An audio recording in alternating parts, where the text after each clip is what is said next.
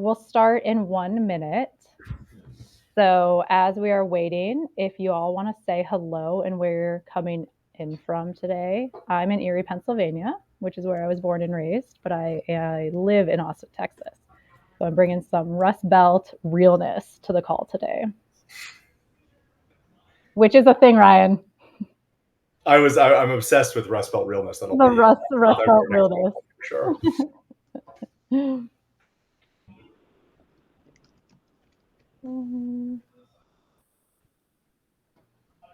How cold is it in Minneapolis, Allison? Oh, yesterday I went to my kid's baseball game and it was like 50 degrees out. Ooh, feels unfair in June. It's like we finally have nice weather in Minnesota and it was just freezing and windy. Yeah. Oh man, we got people from all over: San Antonio, Montana, San Diego. I bet is San Diego getting the infamous June gloom right now, or has it steered away to Kim? June gloom, yep. Oh, it's cold in Massachusetts too. I was working in front of a window and I had the window raised yesterday. I also had to put a blanket on because it was about 58 degrees in Erie yesterday. Meanwhile, it's about 95 in Austin. So a bit refreshing. Okay. Well, let's get started. Again, hello and welcome. I am very excited for today's convo on sales leave policies. I'm Kelly. I'm your host today. I'm the director of content at QuotaPath. And our topic today is one that I've written about extensively. And what's really fun is that it's a topic that I've been inspired directly by one of our guests, Allison, with her work with Parentally. She joins us today, and I've actually quoted her in my own writing from her piece on Medium from 4 years ago. What's more, I've also partnered with Jessi and Ryan, who joined us today, for their experience in work creating policies at their own organizations, as well as in partnership with others. So first, I want to give a huge shout out to Women in Sales. For those with us today unfamiliar, Women in Sales is an inclusive global professional community that elevates and connects women across sales. As an active member in the Slack, I can confidently say it is a safe, educational, and super inspiring community to be a part of. And if you're interested in joining, don't wait anymore. Just do it. It's the best. And I will say hi to you as soon as you pop your intro in there. Okay, coming back to today's topic, I am from QuotaPath. I said that, which has been a proud partner of Women in Sales for, I think we're going on 3 years, maybe 4. Why is QuotaPath connected to this topic? We are a sales compensation platform, and our principles are built on building fair and logical comp plans that drive growth for the org and earn reps more money. I want to pause. I said fair and logical comp plans, and this includes fair plans that give reps a true shot at on-target earnings. So what do you think happens when reps go out on parental leave?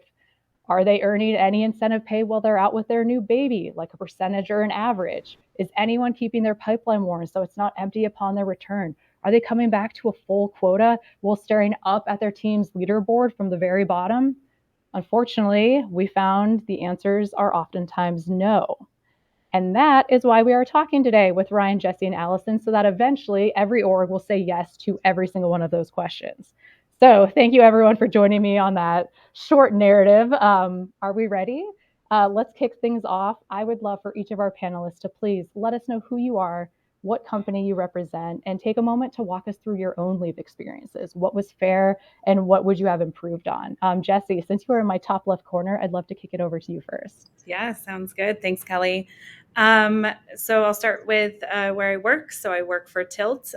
We are a leave of absence management platform. I not only work for a leave of absence company, but I also run the sales team. So my title is Vice President of Sales. I've been at the company for going on 6 years. So yeah, I've been doing it for a while. To answer your question, I'll try and keep this succinct. My first leave of absence experience was when I had my first child.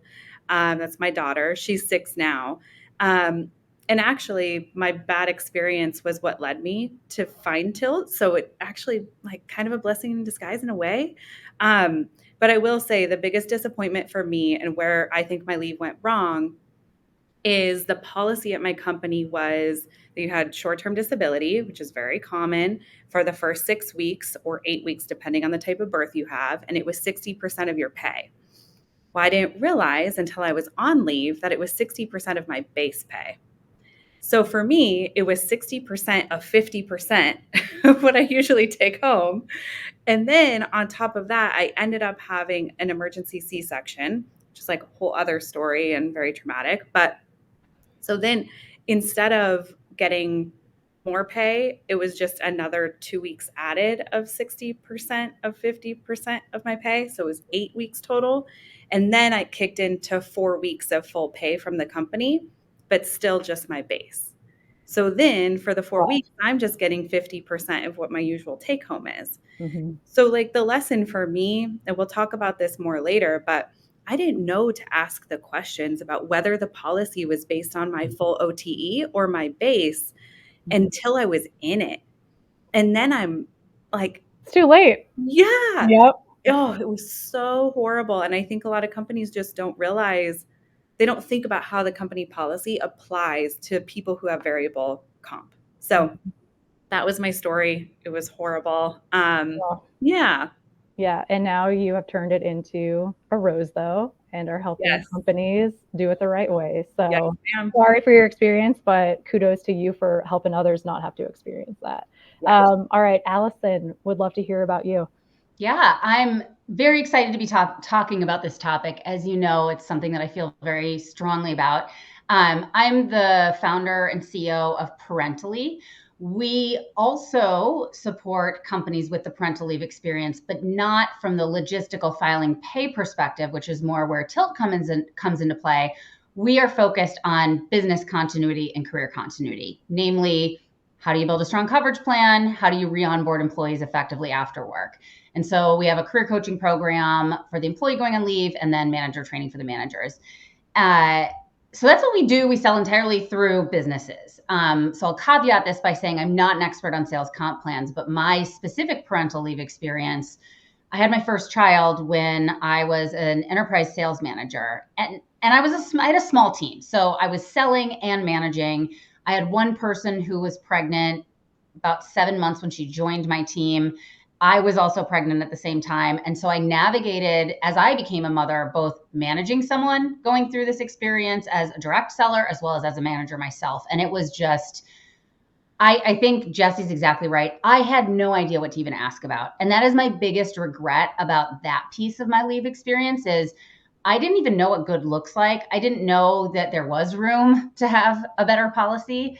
And I then realized after the fact, when I returned from work and saw that, of course, my team had underperformed. We were down a person plus the manager. How it's not just about what happens while you're on leave. It's also like literally years after that are impacted. That are impacted by this experience. Yeah, thank you, Allison.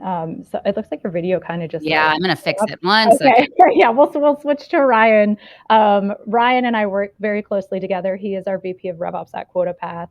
I will kick it over to him. He has tons of experience in creating comp plans and has actually designed the parental leave policies for our sales team here. So Ryan, please take it away. Hi, everyone. Thank you for having me. I'm Ryan Milligan. I lead go-to-market teams at QuotaPath, so sales, marketing, and revenue operations.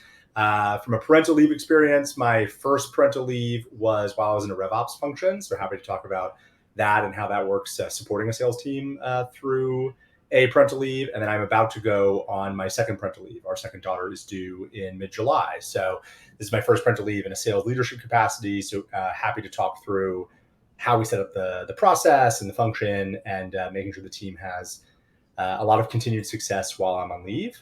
I do a lot of compensation plan consulting free to the market. So if you ever have questions about compensation plan design and plans for continuity from a comp perspective through teams leaves, I actually just had conversation with a CRO last week preparing for one of his team members to be on leave. Happy to have some of those conversations live before July 10th, because that's when I'll be out. So yeah, you're going to have to get them in.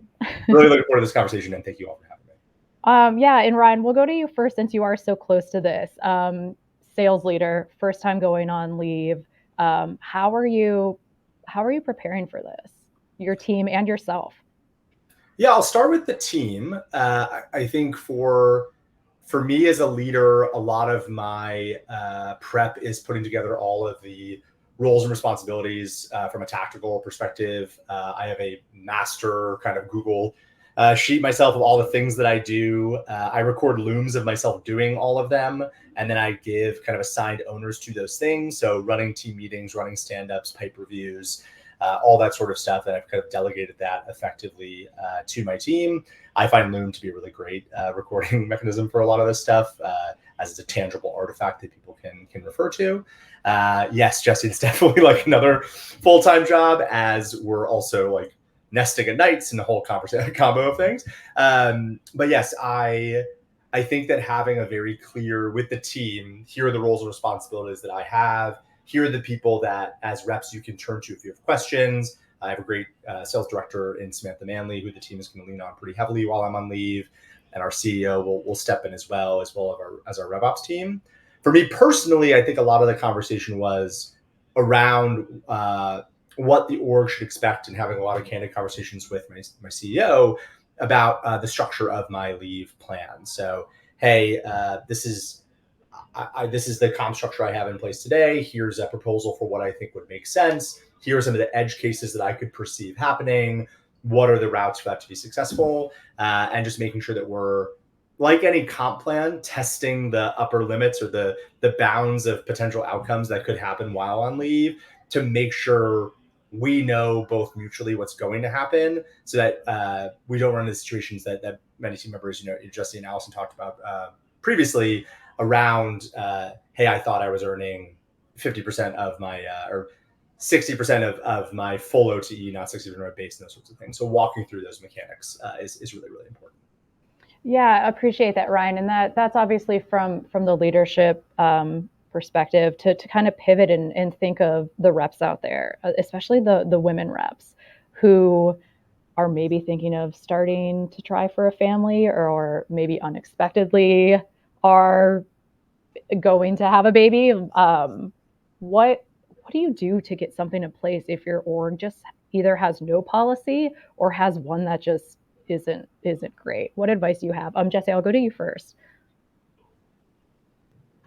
Yeah, I think there's a couple of things. One, I would use resources like the ones you've put together to take that to leadership to try and drive some change. And hopefully you can create a policy that is more fair for your team. However, I will say sometimes you have to do what's within your control. And I would say one of the biggest things that you can do for your team, especially for the person who's taking leave, is make sure that they can be successful when they come back. It's really hard when you come back because you're usually building up your pipeline again. You're probably learning new features and things that were released while you were gone. I come from tech. Maybe you aren't selling tech, but whatever it is, there's something new that you have to relearn, or or start pitching differently, or whatever the case might be. And so I think it's really important for two things. One, make sure I do commission split for whatever AE is taking over deals for the person who's taking leave. And the split percentage is based on the stage of the deal when it's handed off. And I have a whole tracker. I'm happy to share it with you all if anybody wants to use it, but we put the deal in, the stage, and then who the new AE is. So when it closes, we do the commission split. That way the person who's taking leave is still getting paid on the work that they did. Depending on the deal stage, when they come back, the new AE might pass it back. So that's one thing. And then the other thing is there needs to be a ramp when they get back. Similar to like when you are very first starting the job. And usually for us, that's a quarter. And so we get them back in the round robin. They're building pipeline. They're learning all the new things. It's almost like a re-onboarding. Yeah, thank you. And I even want to go a step even further, or I guess ahead, in that, and I will say this from first-hand experience. When I was not in sales but at a previous org, when I was pregnant with my first child, I was poking around trying to learn more about the leave policy, and that ended up becoming a pregnancy announcement that I did not know I was making. So that was really cool for that to happen. It was not. So I'm just curious, Allison, like how can individual contributors kind of learn more about the policy, maybe without trying to have a non-announcement announcement? Yeah. I mean, I don't know if I have a good answer to that question. I think what I will say is there's a big shift, even in the past 4 years since I wrote that blog post. Like people are asking about these comp plans in in interview processes. I think that there's a better awareness now that companies need to have a policy. And I don't think that that existed as much like 5, 6, 7 years ago. I would say if you're trying to advocate for our company needs an explicit policy and it needs to be written down, try and use other information. What are other companies doing? Because that's the best way to sort of like, I don't want to say disassociate from it, but it's not you saying, oh, I'm going to be pregnant soon, or I'm thinking about this, which of course you all are, or we would hope we all care about this. But you can say, hey, like, this is something that we need to have as an organization. And I think especially if you're a sales manager, it's even easier to make it not about you. It's like, we have to do this because everyone's going to ask. I need to continue to support my team. And I think the good news is there's enough now examples from other companies that you can bring forward to say, hey, like, which one do we think we want here? Because I think part of this also is like, leadership at companies, sometimes they may want to do the right thing, but they're like, we don't even know. Like, this just seems like too difficult. And yes, in theory, we want to put together a comp plan, but what does that even mean? And so I think using data and showing what other companies are doing is really powerful. And then the last thing I'd throw into the room is how you think about covering so depends on the type of sale. So like our sale is 12 months on average. And so the way that we think about a comp plan is very different than if there's like a 4-week sales cycle. And so it's not like, here's the way that you should have a comp plan. There's like 5 different things that you should be thinking about and building into your specific comp plan. I absolutely love that. And I'll add to Allison's note on learn what other companies are doing, learn what other companies that are similar in size and growth.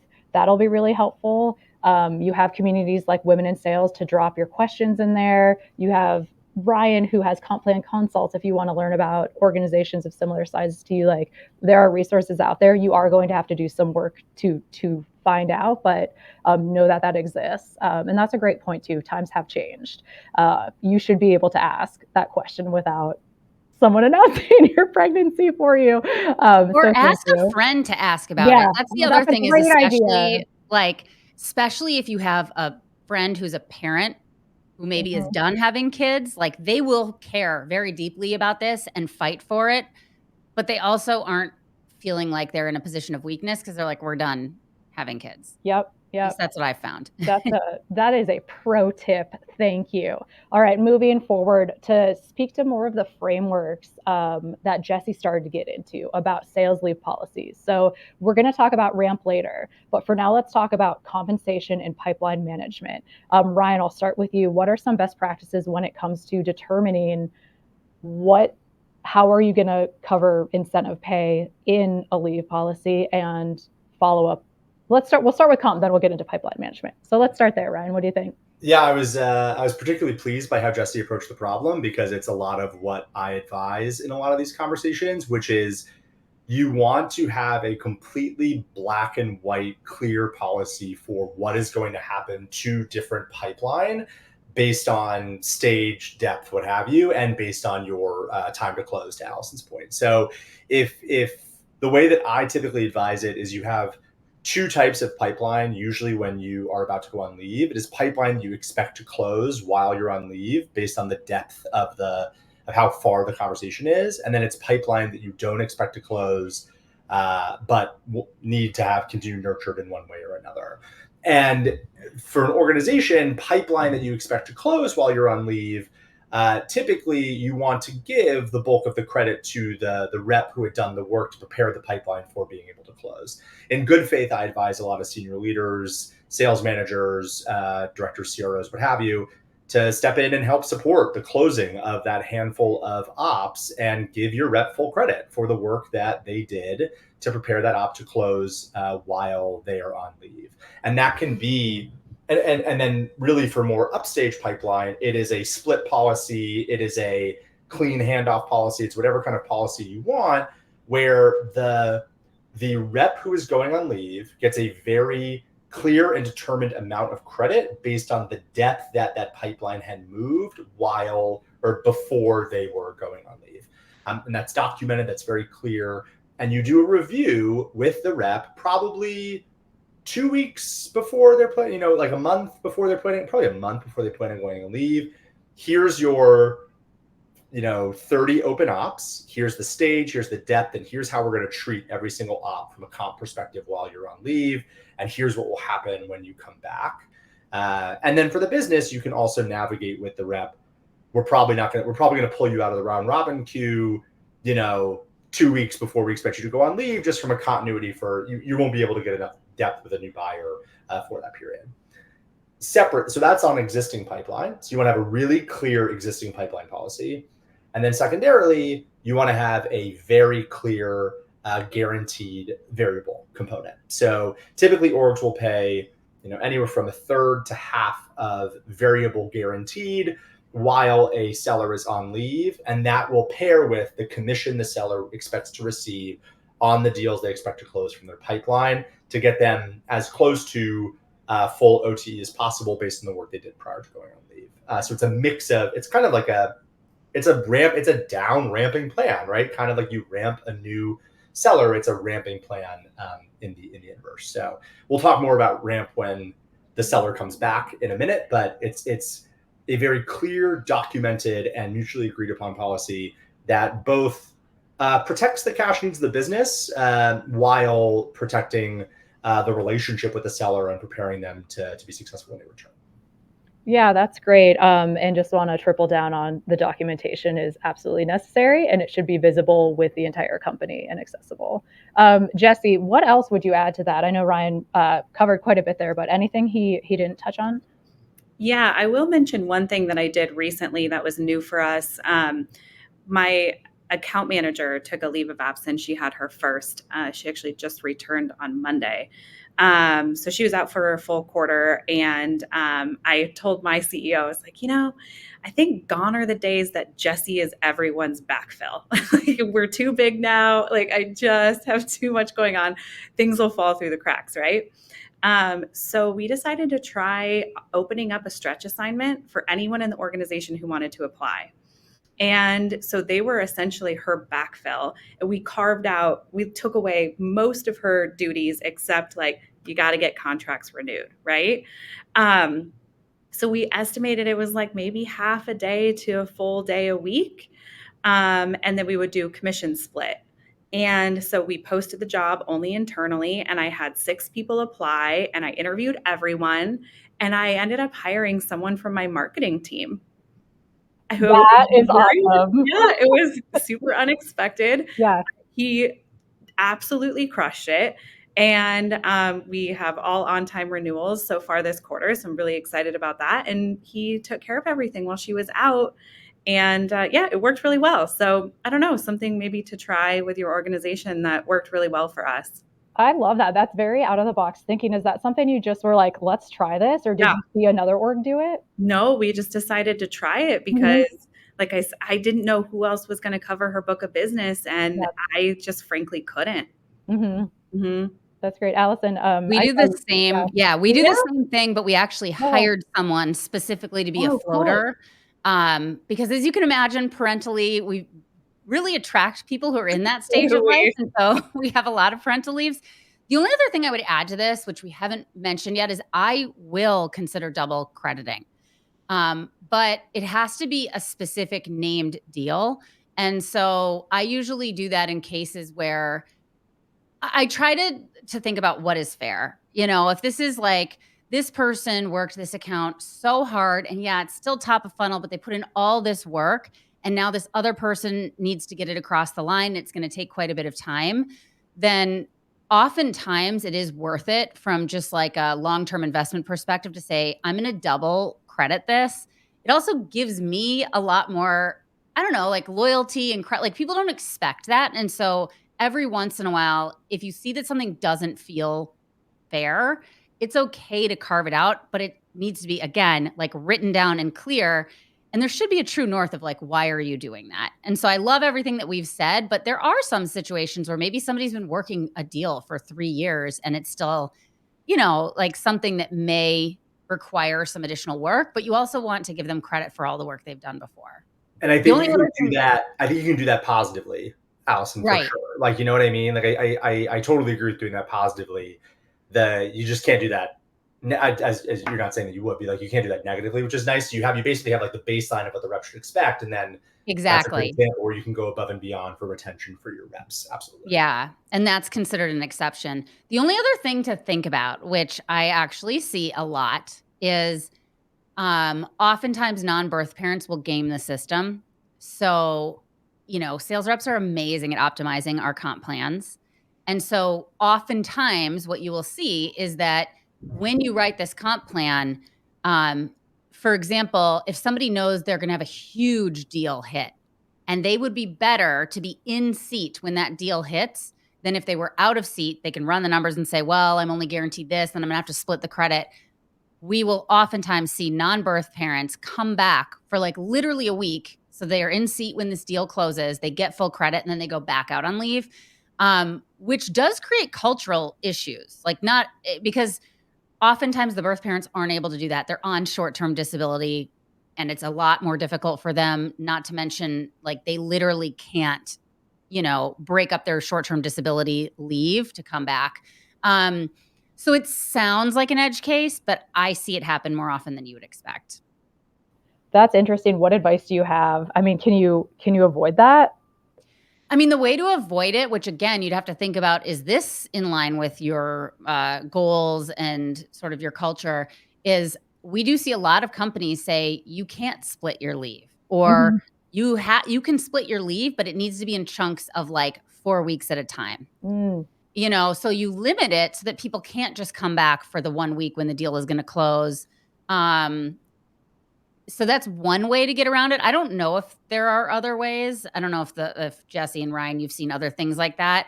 But I do think it becomes a little bit of a judgment call of like, is it worth optimizing for that? And because there are pros of allowing people to come back for short periods of time as well. So you don't want to over-index on something that maybe isn't actually a problem at the organization, but it's something to think about. Yeah. Ryan, anything to add there?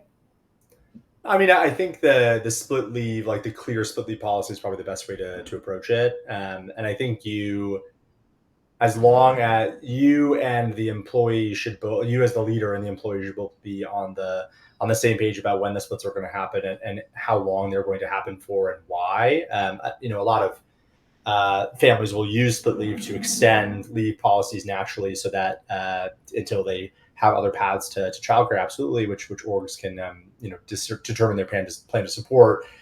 You do have to be to Allison's point. You do want to make sure that when you're back for long enough to be able to get kind of like back in seat before you then go on a leave again, because there is that ramp up, ramp down time. So I think that's just from a leave policy perspective, you want to be really clear about, hey, you get max one split, or your chunks have to be X period of time, or in each chunk your like return has to be this long. And I think as long as you're clear with that with the parent or the member of the family, totally makes sense.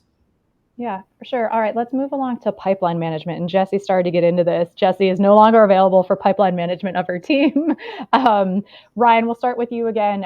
What are some things to keep in mind as far as pipeline management? When does the handoff happen? Who is going to take it over? Does this matter based on the size of your sales team, sales cycle, things like that? What would you say? Yeah, I think some of the stuff we talked about earlier applies here. It's a function of your sales cycle, how long, we at QuotaPath are, sub a month demo to close, oftentimes on average. And so that's a very different approach. If you're handing off an op, you're handing it off once. You're not handing it off and then handing it back to the person on leave, 19 times out of 20, basically. The person who's getting handed it off is carrying it through to the end. So it really depends on a function of But that could be very different for Allison's team, where you could go on leave for 3 months and still be very prepared to take on a deal back once you return from leave, right? So it's a deal closed conversation. And then I think it's also it's just like a mechanics conversation internally. You have your list of pipeline, you review it with the team member who is going on leave. You mutually agree on what you're going to do with that pipeline at said point in time, so that there's no ambiguity. This is what's going to happen. And then you train the rest of the team internally. Hey, you're receiving these 3 opportunities from Sarah, and this is what the handoff will be. And you have to make sure that it's a very clean handoff process for the person receiving the opportunity, and that also the seller is preparing the buyer for what's going to happen next. Hey, I'm heading on leave. Joe will be taking over the opportunity. Here's all the resources that they'll need to be successful for the business as well. Yeah, great. I think we hit the pre-leave stuff pretty hard. Now let's talk about the return. You're a sales rep, you're coming back from leave. How, from a leadership perspective, how can you set this new parent up for success when they come back, knowing that oftentimes they're returning to maybe an empty pipeline, their whole team has passed them. So how can they avoid that? Jessi, want to start? Yeah, I'll start. So again, I don't know if you have control over, what your policy is, but our policy at Tilt, we have a 4-week ramp up period. This is across the board, not just for sales, but it's full-time pay for a part-time schedule. And one of the things that I've recommended to my team, just based on personal experience, is to chunk that. So, work like Monday, Tuesday, half day, Wednesday, and then be off the rest of the week. Because if you do every other day, people never know when you're at work, and you're going to work 5 days a week. It just is what it is. So that is the time that I use to kind of do that re-onboarding with the person who's returning. So let me talk to you about the features that we launched. Let me talk to you about our new processes, meet the new people who may have been hired while you were out, whatever the case might be. And then once they're kind of feeling ready, and although most of those people are ready on like day one, then we'll get them back into getting leads, or if you're outbound, get them back on the phones, whatever the case might be. Then I give them a quarter. I think that's honestly for our sales cycle and our team that works for us. And I will say that one of the hardest things, most of my team are female, and one of the hardest things is just like emotionally supporting the employee when they're back, because it's not like the return isn't hard because they're returning. The return is hard because they're scared that they're not going to be able to get their pipeline back where it needs to be, close deals, make money again. And I will say 100% of the time they do it. I have not had a single person not, but it's so scary, especially when you're really good at your job and you just took a break and you've never done it before. And now you're back, you're like, oh shit, I got to do this all over again, So I spend a lot of my one-on-ones being, just like reassuring, supporting, talking through it, really advocating for that person. So anyway, those are some of my tips that have worked on the return to work. That's really helpful. And it's also like, on top of being scared in the role, you have a new baby at home, which creates a whole nother unpredictable environment. So, and I saw an anonymous question in the Q&A, I'm considering becoming a mom, but I'm worried that it will completely derail my sales career. Can you provide advice? Like that's part of it, is work with your organization to make sure you have this return plan that eases it. And Jessi, it sounds like you have a really great program in place. Ryan, how about you, as far as on the return, making that transition back smooth to eliminate some of these pressures that often come with sales and with being a new parent? Yeah, I think I agree with Jessi. You treat a person returning from leave in the same way you would be ramping a new hire. So whatever your new hire policy is in terms of quota credit and quota relief should reflect into returning from leave. Whatever the training and enablement there should be the same. And I think that, it's really interesting. In the market that we're in today, teams are being asked to have smaller sales teams be more high performing, right? So, the team that used to be 40 reps might be 10, trying to drive as much attainment as possible. And I think for leaders who aren't thinking about this problem, I tend to pose the question, what if your top performing seller left tomorrow? Like, what would that, it's so much more painful for a 10-person team than a 40-person team. And that moment of returning from leave is a massive point of reflection for a person as to whether they think this company is the right fit for them in the long term. I think a lot of people forget that, but one, I mean, there's just a lot of emotion in that process that Jessi called out. You're potentially leaving, your child who you've been with for a while in a different body of care. You are staring at that leaderboard that you're kind of at the bottom of. You might have major confidence issues. That's a point at which you could say, hey, I'm 2 weeks in, this isn't right for me. I'm going to go find another job or do something else. And so you have to be really transparent with the seller that you have confidence that they can be back and be very successful, and that you have a very clear process to get them back up and running again.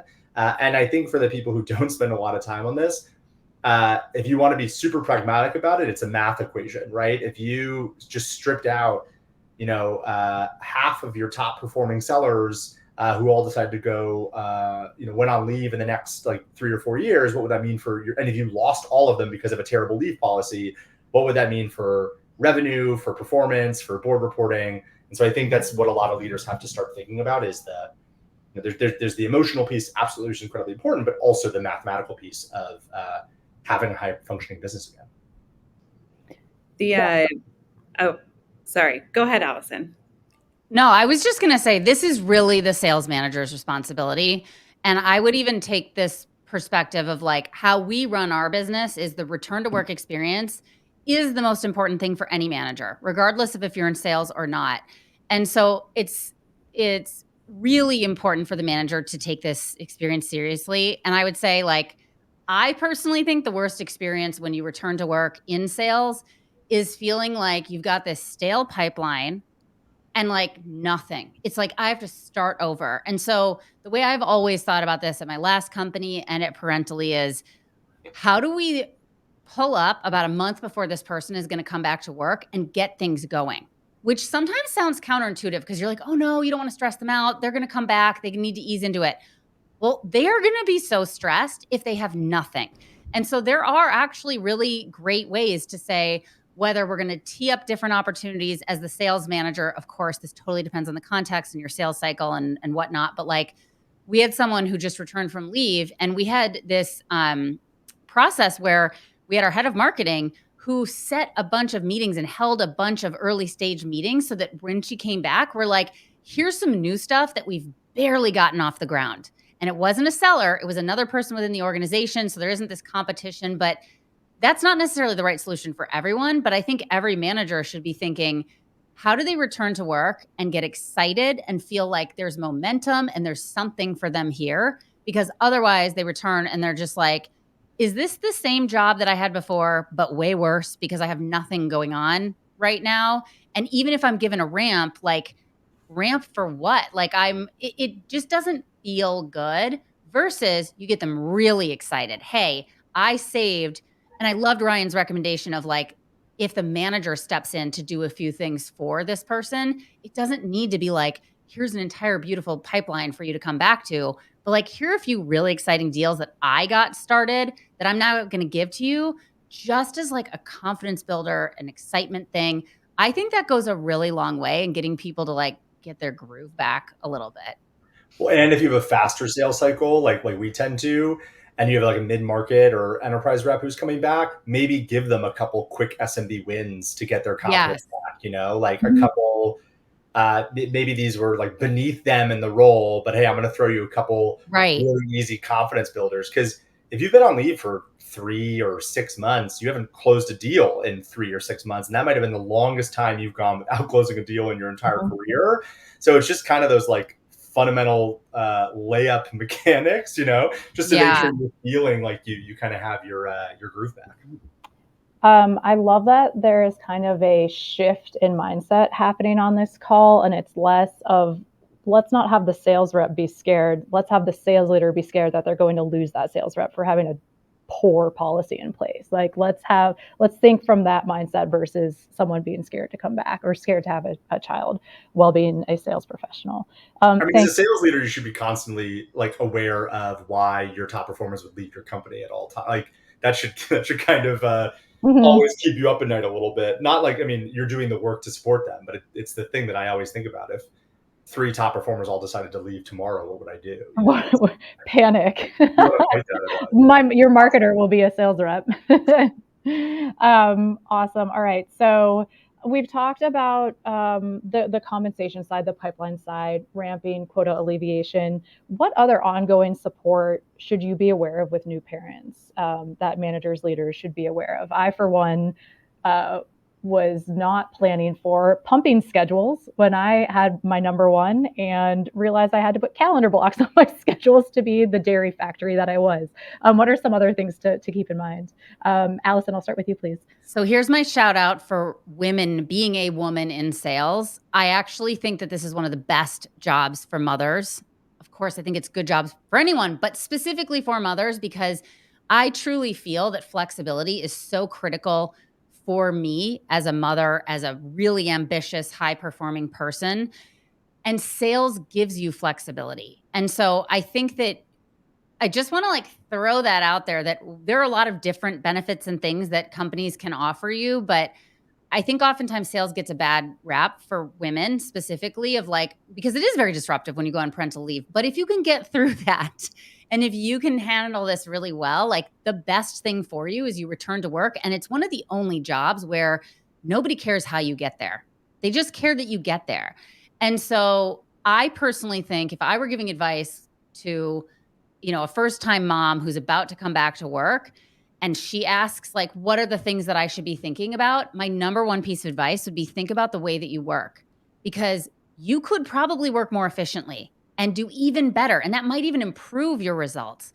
And I think oftentimes, and I did this as well myself, is like you return to work as a new mom and you're like trying to do the same things that you did before you were a mom, where you didn't have the same constraints and you didn't have the same emotional distraction to some extent.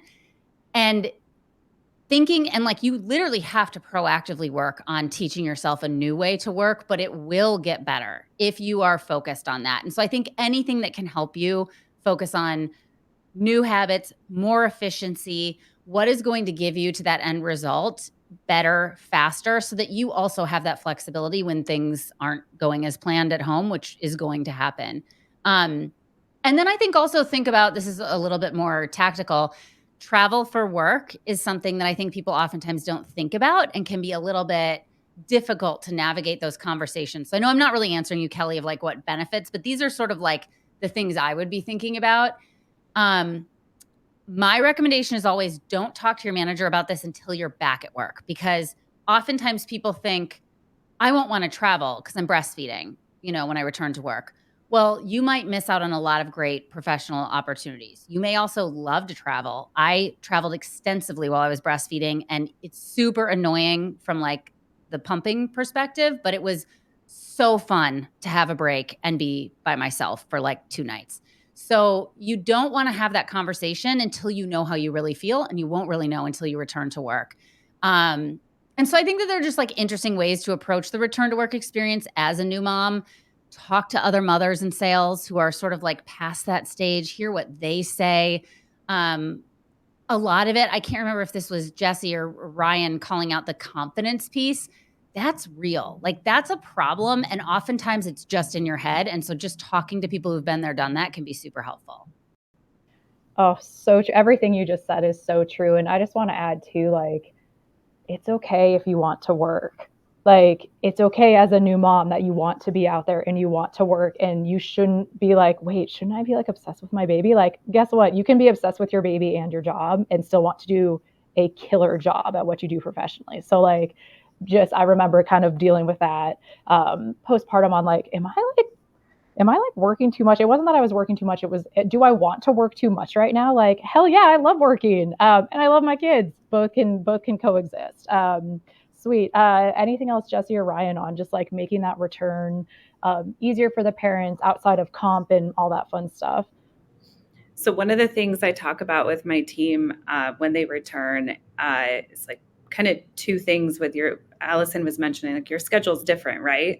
So one thing is, this is not a hard and fast rule, but I highly recommend that you just like don't plan any vacations for a little while or any, time off, because your time off is going to be different. Like the reasons why you need time off are changing, right? It's probably going to be because daycare is closed or because your kid's sick or, you have a checkup, a new appointment, or, whatever it is. And so I have noticed that sometimes reps will get very anxious if, oh my gosh, I have this vacation plan, but now I've taken off all this time that I didn't expect because I'm a new parent and I didn't know that I was going to need all this random time off. So kind of feel it out and know that maybe some of your what used to be, PTO time or whatever you call it might now be daycare close time. And, that's just different. And then the other thing too is, as a manager, I love that we were talking about the accountability and responsibility of the manager, because I believe that's 100% the case. I tell my team, you are going to have days where you're going to call me and you're going to say, I got to go pick up my kid from school, or, they were up in the night and they have a fever and I don't know what to do. I don't have any care. I can't work today. And that's okay. I know this is going to happen. I'm here for you. We'll figure out coverage. I can jump on a call for you if I need to, or somebody else can. We got it. But I don't want them to suffer with that in silence and not be able to be open with me that that's what they're going through. So I have those conversations early and often in the beginning until they get comfortable with, just being super transparent with what's going on, how I can help. That's great. And that also kind of goes back to what Allison said on like sales is a great path for parents, for moms. Like, let's rebrand that. Sales is great for moms. What are we missing? I know we've got about 13 minutes left and we will open this up to a Q&A, but just any final thoughts as far as like, if you are wanting to go have this conversation tomorrow with leadership, or yeah, we'll start there. What do you do first? We had to, just to recap, we had, find out some data, do some research that you can actually bring some points to the conversation. Maybe have a friend ask on your behalf. I love that suggestion. Reach out to women in sales, reach out to us. What else? What else can people do in this position that they're kind of like, God, I just am still a little worried to bring this up? Kelly, Kim threw a question in chat about like first person year I'm at leave later this year. So I don't know if you want to just take it. We'll just go to there then. Yeah. Kim, thanks for the question. So it is, we're an early stage 10-person company with our first person going out on leave later this year. So they're in a good position to build this right away from the start. Any thoughts on the biggest things to consider, specifically around the actual leave policy and how long it should be? Anyone have some thoughts there? Yeah, I can jump into that a little bit. First of all, we do have benchmarking data. So if anybody wants that from us, I'm happy to send it over. I mean, shoot me a LinkedIn message or email, or Kelly, I can provide stuff to you. But that actually really helps, like starting there. So what do other companies of this size typically provide? And then, but I will say, like, just best practices across industries right now is typically 12 weeks.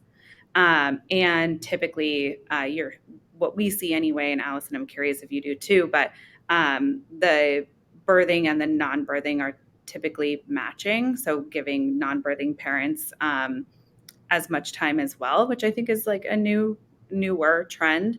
And then, just make sure that you're really considering how the policy applies to OTE compared to base. If you have any kind of guaranteed kind of like commission or variable comp, like what Ryan was mentioning, that would be really great. But with 10 people, I completely understand that you might not be able to afford something like that. But those are kind of the basics right now that I would start with. Thank you. Great question. Anything else, guys? Fire them away. We'll just go to the chat now. I think the hard part about that question too is like, actually, who's going to do the work at a 10-person company? And I'm saying this from my perspective, where we are a 10-person like core team, and then we have a whole coaching team that makes us larger, but like we really are 10 people that are working on most of the sort of day-to-day work. I would be more focused on what do we do, especially if they're the only salesperson. Maybe you have a few more. But yeah, I think in terms of like and the other thing to think about is, I don't know, I'm assuming that if the company is small, it maybe doesn't have a long track record of ability to even achieve certain goals. What does OTE even mean at a small company? It does introduce a little bit more complexity of like these really large tech companies, which are our clients. They're very clear. Like, we're guaranteeing 80% or 100% of OTE, but oftentimes with small companies, you can't even say what OTE is. So it's like, how do I handle this? So I do think I would have to ask you like 20 more questions to give actual good advice, but it definitely makes it a little bit more challenging. And I would say don't put so much pressure on yourself that you need to like define it forever. You are small and you need to be considering like what's best for the business and what is best for this person and what's realistic, I should say. Two more questions have popped up. Thank you for answering that. We'll go with this one first. What are ways we can empower managers? I mean, I think for me, your thoughts on parental leave have to be top down at like a CRO management team level in order to be successful. Like, if you have a management team that's rarely going on leave, you're not like setting the example like down throughout the org that it's like supported. I think in terms of how a VP of sales, for example, could support her manager who has a team member going on leave, for example, I think might be the meat of the question. But Tristan, tell me if you feel otherwise. Is that the policy comes from that senior go-to-market leader, and they see supporting their employees through parental leave as a smart business decision. And I think that those phrases are not really said a lot. A lot of people talk about parental leave as like supporting the employee, which I think is it's a good thing to say. Obviously, I want to support people I work with because I care about them to be successful. But it is also a smart quantitative business decision for me to have good leave policy for strong rep retention and long-term success of the business and like predictability of revenue. And I think that is where a lot of the conversation should come from first, from a VP of sales CRO, to say we have these policies in place because I know that if I don't have a policy like this in place, I run the risk of losing a top performer tomorrow, which at an incredibly lean growth stage startup is hyper damaging to my like revenue predictability. And so I think that's how you empower a manager, is through that messaging, and that messaging trickling all the way down to the person going on leave. If they're like an individual contributing rep, like, I am supporting you, one, because I care about you as a person and want you to have a great and fruitful pregnancy relationship with your child, but also I think you are key to the success of this business quantitatively. And so I'm investing in your leave and your return from leave because it makes financial sense for this business. This is such a selfish answer, but this is like why we run manager training for companies, because managers' biggest questions are like, I want to be supportive, but like, this is going to hurt me and my team. And what do I do about it? So I would add, like, managers also need help with like, what happens? If I'm a person down, like, what am I supposed to do? And I think sometimes we forget that like most managers are good people and they want to support people, but then they're like, but am I being held accountable to a team goal when my headcount is being cut? And so sometimes managers need a thought partner. They need their manager to help them with this. They need more budget to bring in a backfill or spend more money on marketing or, whatever. And so I think for managers too, they're like really scared. How am I supposed to deliver on business results? Yep. Jess, anything? The only thing I would add is also any kind of education on leave laws, things like FMLA. We hear a lot. So we have a manager dashboard, and it is inclusive of training, lightweight compared to what Allison does. But I would say like one of the biggest values of that in the Tilt platform is that managers tend to not say anything if they don't know what to say. And the worst way for your manager to show up is to not say anything to you about leave, or the worst case scenario is them actually saying something that they shouldn't say. Mhm. So I think just some education on what they can and can't say, and some of those leave laws, what job protection means. Can they be communicating with an employee while they're on leave? Things like that will really help a manager be like, okay, I know what the guardrails are. I know what I can and can't do. So now I can have these conversations with my employee. I know I'm saying the right thing, or at least doing my best and not saying anything that's like, I shouldn't. Yeah, that's a great tip. There's one more question in here. A lot of people at my company see women going on leave as taking a paid vacation. Woof. How can I combat this? Any thoughts there? I honestly don't know. Yeah. Like, Have them babysit, realize. so I've never heard that myself, like firsthand. And whenever I hear that, I'm like, does that person have kids? Like, I would pay money to not have to. This is a bad thing to say, but like, I just find the postpartum stage to be so difficult that I would avoid it at all costs if it meant I could still have a child. I think that my curiosity, if somebody said that, would be, is this coming from a place of they're being punished because somebody is stepping away? Because that's the only thing I can understand. And by punished, I mean they're feeling that they get overwhelmed, they get overworked, they get asked to take on this work. And so this is them sort of lashing out to that, because otherwise I think anyone who's had children knows it's not a vacation at all. And there is some validity into feeling like, okay, but I don't want to have to suffer because this other person is choosing to expand their family. And I think that's a valid reaction. It's not valid to say that and to make that statement, but I think I'm assuming the emotions behind it are more from a place of like, but this is really bad for me. That's the only way that I can like justify this in my head. Yeah, that was helpful for me to process because I saw red as soon as I read that. So thank you, Allison. And Ryan, anything to add there? Well, one thing that I do, the other thing you could ask the person saying that, is it because they feel like if they don't plan on ever having children or not in that stage of their lives, like, is it this person has a leave and I don't have a path any sort of leave in that way, myself. Now there's a lot of reasons why that's very, very different, but there are routes that orgs can take around like sabbaticals and other, like, I'd be interested to uncover, is that a lot of the root why they feel that way too? Is that for team members who don't ever plan on having children, do they feel like they are not going to have that opportunity ever in their work to step away for that period of time? So I think it's more of an exploration of to Allison's point, of the motivation of the question. I think would uncover a lot, honestly. Yeah, and good advice just anytime someone says something that's a little makes you go, what's happening there? Why do we have these thoughts? Well, great. We are at time. I don't see any more questions, so I will wrap it up. Thank you, Jessi. Thank you, Allison. Thank you, Ryan. Thank you, Women in Sales. And thank you to all of you who attended this session. This was recorded.